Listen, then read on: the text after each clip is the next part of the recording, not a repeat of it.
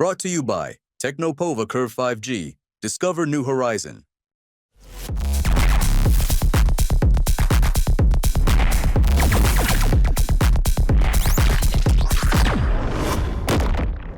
देखिए, एक हिंदी में कहावत है, एक पे एक 11 और दूसरी कहावत है 9 2 11। जो उत्तर प्रदेश की जनता, मैं सवाल 11 साल का नहीं कर रहा हूँ, ये 11 साल आपके लिए हो सकते हैं, लेकिन अगर दिल्ली की सरकार के 11 साल और उत्तर प्रदेश की सरकार के लगभग 9 साल, इन दोनों को जोड़ दें तो 20 साल का लेखा जोखा सरकार को देना पड़ेगा जनता के बीच में क्या किया है।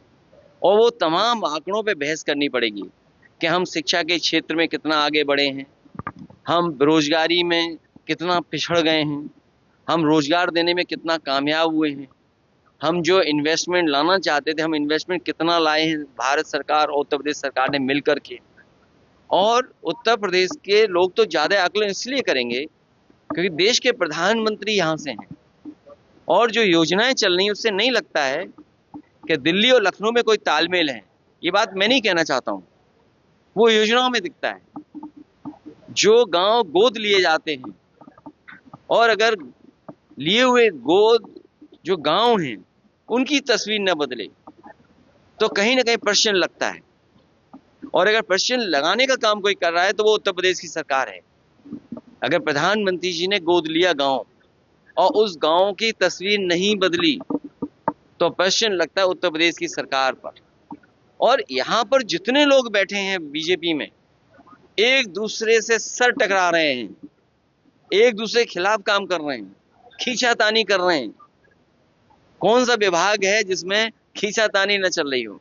और सोचिए 11 साल की यही उपलब्धि होगी कि आईएएस को अंडरग्राउंड होना पड़ रहा है, कमीशन को लेकर के झगड़ा हो रहा है, बंटवारे को लेकर के झगड़ा हो रहा है, आप पानी पीने का नहीं दे पा रहे शुद्ध, गाँव में अभी भी कूड़ा गंदगी भरी पड़ी है, आप किसान को फेस नहीं करना चाहते हैं, इसलिए आप एरियल सर्वे कर रहे हैं।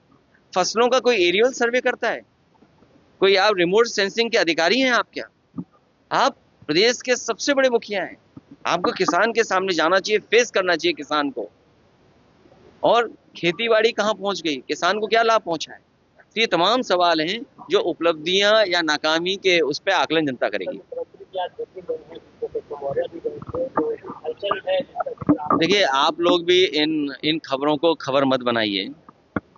उत्तर प्रदेश में बड़े पैमाने पे बेरोजगारी है, बड़े पैमाने पे महंगाई है, लोगों को न्याय नहीं मिल रहा है।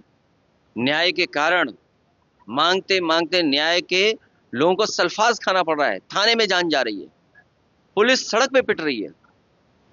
और पुलिस जब सड़क पे पिट रही है तो पुलिस अन्याय कर रही है लोगों पर, झूठे मुकदमे दर्ज हो रहे हैं। हम तमाम ऐसे राजनीतिक नेताओं के नाम बता सकते हैं जिसमें सरकार के लोग झूठे मुकदमे लगा रहे हैं। सर, यूपी में कार्यवाही बीजेपी का खुला तो क्या लगता है स्थायी बीजेपी कब मिलेगी?